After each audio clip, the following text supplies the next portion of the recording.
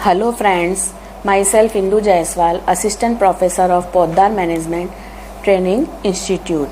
Today I will teach about formative assessment means रचनात्मक आकलन। रचनात्मक आकलन क्या है? रचनात्मक आकलन को निर्माणात्मक आकलन और अधिगम के लिए आकलन भी कहा जाता है। इसमें यह मालूम किया जाता है कि विद्यार्थी कितना सीखे हैं। सीखने और सिखाने की प्रक्रिया के दौरान यह आकलन किया जाता है।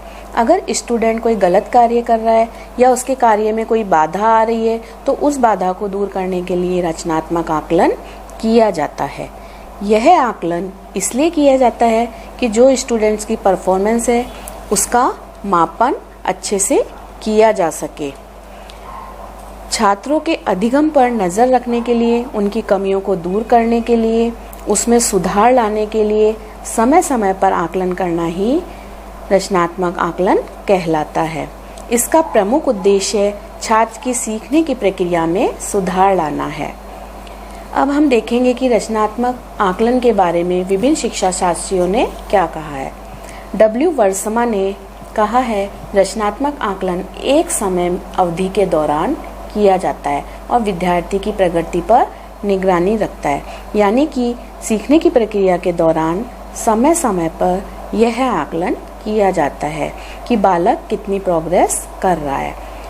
गिलबर्ट सैक्स ने कहा है कि रचनात्मक आकलन निर्देशन प्रक्रिया के मध्य शिक्षक या मूल्यांकनकर्ता को निर्देशन उद्देश्यों की जांच करने में मदद करता है।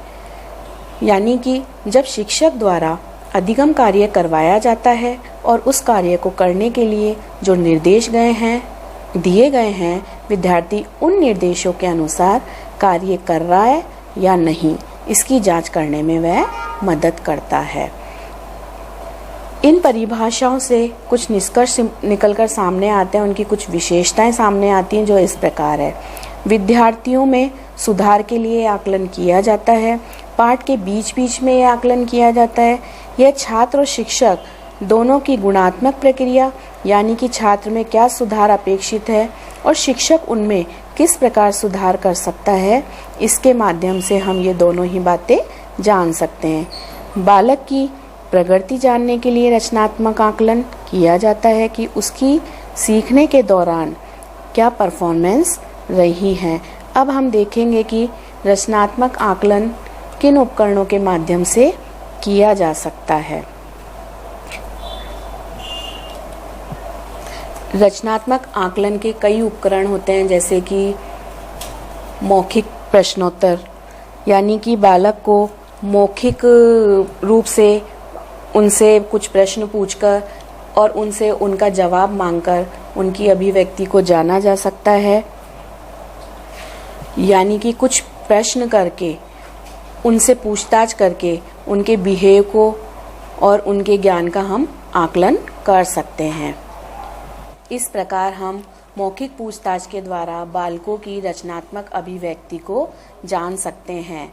वर्कशीट्स, बालक को हम समय समय पर पाठ के अंत में रोज़ाना या फिर सप्ताह में और महीने में 2 बार या अधिक बार भी उसे कुछ कार्य देकर, कुछ वर्कशीट्स देकर उसकी क्षमता का मूल्यांकन कर सकते हैं। अवलोकन डायरी, शिक्षक द्वारा बच्चों का स्वयं अवलोकन करके और नियमित रूप से उसे डायरी में लिखकर उनकी क्षमताओं, उनके ज्ञान का आकलन कर सकते हैं कि उन्होंने ज्ञान किस सीमा तक प्राप्त किया, इसका पता लगाया जा सकता है। या फिर छात्रों द्वारा एक दूसरे का अवलोकन करके भी आकलन किया जा सकता है कि बालकों ने आपस में कितना सीखा। चेकलिस्ट, यानी कि जांच सूची। चेकलिस्ट एक तरह से बालक के व्यवहार को या उसकी परफॉर्मेंस को जांचने के लिए काम में ली जाती है। जैसे वह समय पर स्कूल जाता है या नहीं, प्रार्थना में शामिल होता है या नहीं, अन्य छात्रों के साथ उसका व्यवहार कैसा है, टीचर के साथ उसका व्यवहार कैसा है, वह टीचर की और पेरेंट्स की बात मानता है या नहीं, वह किसी क्रिएटिविटी यानी कि रचनात्मक कार्य को करने में कितनी रुचि रखता है। इस प्रकार उसके कक्षा व्यवहार को जाना जा सकता है। इसके अतिरिक्त उसकी सकारात्मक और नकारात्मक सोच को हम जान सकते हैं उसकी क्लास में अटेंडेंस, उसकी प्रगति का आकलन कर सकते हैं, उसकी सोशल स्किल्स के बारे में जान सकते हैं, उसकी कई तरह की medical problems, mental health issue, इन सब के बारे में हम जान सकते हैं। इस जांच सूची में कुछ प्रश्न दिए जाते हैं और बालक को उन प्रश्नों का आंसर देना होता है। वो आंसर एक तरह से very poor, poor, okay, good, very good आदि पर राइट का निशान लगाकर या रॉन्ग का निशान लगाकर हम उसकी बिहेव का आकलन कर सकते हैं। वाद विवाद, ग्रुप डिस्कशन के माध्यम से वाद विवाद प्रतियोगिताओं का आयोजन करके छोटे रूप में या बड़े स्तर पर हम बालक को उसमें भाग लेने के लिए प्रोत्साहित करके उसकी लर्निंग एबिलिटी को जान सकते हैं और बालक को कई प्रकार के प्रोजेक्ट देकर उस कार्य को पूर्ण करने के लिए उनकी सहभागिता को हम जान सकते हैं। उपसमूह और व्यक्तिगत कार्य, यानी कि हम बालकों को एक ही कक्षा में कई समूह बना सकते हैं, कोई ऐसा कार्य उनको दे सकते हैं ताकि बालक उस समूह में एक साथ रहकर, और कुछ व्यक्तिगत कार्य भी उन्हें उनकी स्किल के अनुसार प्रदान किए जाते हैं जिनके माध्यम से उनकी क्षमताओं को हम जान सकते हैं। जैसे कि हम बच्चों को कई समूह में विभाजित करके उन्हें इस प्रकार की गतिविधि दे सकते हैं कि बालक चित्रों पर बातचीत करे, यानी कि उनको कुछ चित्र दिखाए गए और वे आपस में उन पर बातचीत करके विचार विमर्श कर सकते हैं। कविता पर आधारित हम बोध प्रश्न उन्हें दे सकते हैं, यानी कि कविता का हाव भाव से प्रदर्शन कर उस पर सवाल पूछना, जैसे कि फूलों से हमने क्या सीखा, सूरज नहीं होता तो क्या होता, बड़ों से हमने क्या सीखा, या हमें बड़ों से क्या सीखना चाहिए। बारी बारी से हम दोनों समूहों से प्रश्न करके और उनकी कल्पना के आधार पर उनका जवाब सुनकर या फिर उनको कोई व्यक्तिगत कार्य देकर उनकी परफॉर्मेंस जान सकते हैं।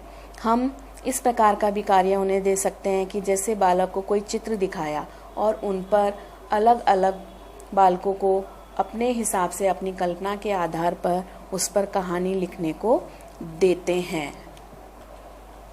इस प्रकार हम थोड़े थोड़े समय में स्टूडेंट्स की बॉडी लैंग्वेज और एक्टिविटी का अवलोकन कर सकते हैं। उनसे हम इस दौरान कुछ प्रश्न करते हैं, उनको वाद विवाद, क्विज के माध्यम से हम उनके स्तर का पता लगाते हैं। हम यह जान पाते हैं कि उनमें कितनी अंडरस्टैंडिंग है। अगर क्लास में बालकों के द्वारा अधिक से अधिक उत्तर प्राप्त होते हैं तो उनकी जो इसकी समझ है वो अच्छे से विकसित होती है, और यह सब हम फॉर्मेटिव असेसमेंट के माध्यम से जान पाते हैं। हम सेल्फ और पीर असेसमेंट के माध्यम से भी बालक को एक दूसरे की कमियों को और एक दूसरे की कमियों में सुधार को हम जान सकते हैं। हम अंत में एक उदाहरण द्वारा रचनात्मक आकलन को समझेंगे कि एक कुक है, जब वह कोई केक बना रहा है तो उसमें वह तरह तरह की चीज़ें डालता है। वह उसको महसूस करता है कि यह केक चॉकलेट डालने पर ज़्यादा अच्छा बनेगा और वह इसे अंत में चखता है, तो यह फॉर्मेटिव असेसमेंट ही कहलाता है, क्योंकि वह उसे चखकर उस केक को बेहतर बनाने की कोशिश करता है। इस प्रकार बालक रचनात्मक आकलन के माध्यम से अधिगम में सुधार कर सकता है, अच्छा अधिगम कर सकता है और अधिगम के लिए आकलन कर सकता है। Thank you.